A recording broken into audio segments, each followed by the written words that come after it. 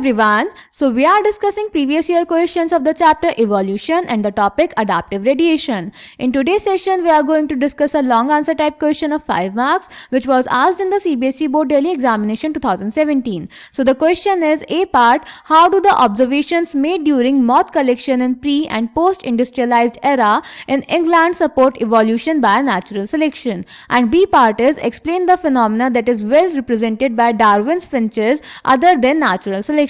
तो बेटा इस क्वेश्चन के ए पार्ट में हमें बताना है जो हमने मॉथ कलेक्शन किया था during pre and post industrialised era वो नेचुरल सिलेक्शन को कैसे एक्सप्लेन करता है। उसके बाद बी पार्ट में हमें बताना है जो डार्विन्स फिंचेस हैं वो नेचुरल सिलेक्शन के अलावा और किस फिनोमेना का एग्जाम्पल है। So let's check the answer.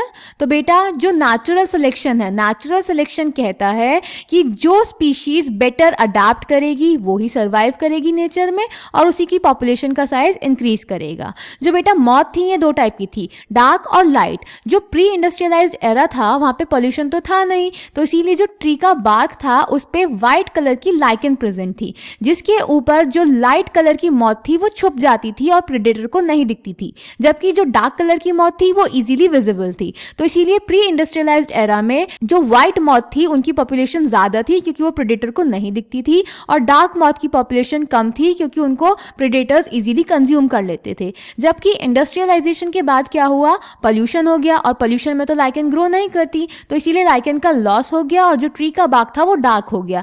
अब डार्क बैकग्राउंड होने की वजह से जो डार्क मॉथ थी वो विजिबल नहीं होती थी और जो लाइट मॉथ थी वो इजीली विजिबल हो जाती थी। तो इसीलिए इंडस्ट्रियलाइजेशन के बाद जो डार्क मॉथ थी उसकी पॉपुलेशन इंक्रीज हो गई और लाइट मॉथ की डिक्रीज हो गई। तो हमने देखा जिस मॉथ ने, जिस ऑर्गेनिज्म ने नेचर सराउंडिंग के अकॉर्डिंग बेटर अडेप्टेशन शो करी वो सर्वाइव कर गया, इसीलिए ये नेचुरल सिलेक्शन का एग्जाम्पल है। क्लियर बेटा। उसके बाद बी पार्ट में हमें बताना था कि डार्विन फिंचेस नेचुरल सिलेक्शन के अलावा और किस फिनोमिना का एग्जाम्पल है। तो बेटा वो एग्जिबिट करती है अडेप्टिव रेडिएशन। अडेप्टिव रेडिएशन क्या होता है, जब एक ज्योग्राफिकल एरिया से एक स्पीशीज से अलग अलग टाइप के ऑर्गेनिज्म डेवलप हो जाते हैं ड्यू टू डिफरेंट अडेप्टेशंस, उसको बोलते हैं अडेप्टिव रेडिएशन। तो जब डार्विन गैलापागोस आइलैंड गए तो उन्होंने स्मॉल ब्लैक कलर की बर्ड्स की अलग अलग वेराइटीज देखी। उन्होंने देखा जो ओरिजिनल बर्ड थी वो सीड ईटिंग हैबिट की थी, पर उसी से अलग अलग हैबिट वाली बर्ड्स डेवलप हो गई, for example vegetarian finches and insectivorous finches. तो इसी को उन्होंने बोला adaptive radiation.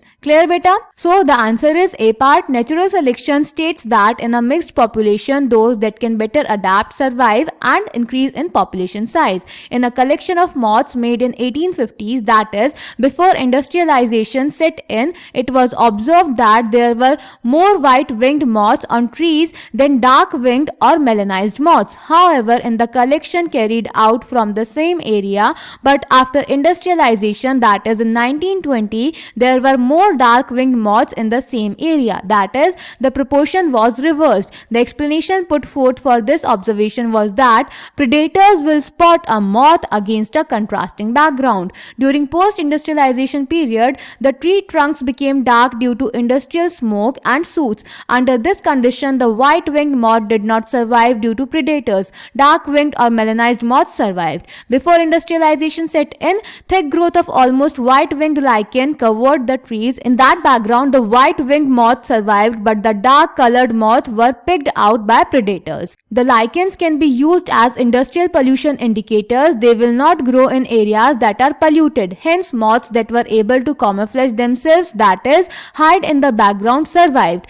This understanding is supported by the fact that in areas where industrialization did not occur, example in rural areas, the count of melanic moths was low. Then beta B part, Darwin's finches exhibit adaptive radiation. During his journey, Darwin went to Galapagos Islands. There he observed an amazing diversity of creatures. Of particular interest, small black birds, later called Darwin's finches, amazed him. He realized that there were many varieties of finches in the same island. All the varieties he conjectured evolved on the island itself. From the original seed-eating features, many other forms with altered beak arose, enabling them to become insectivorous and vegetarian finches. This process of evolution of different species in a given geographical area, starting from a point and literally radiating to other areas of geography, habitats, is called adaptive radiation. Darwin's finches represent one of the best examples of this phenomena. So I hope this question is clear to you. Thank you.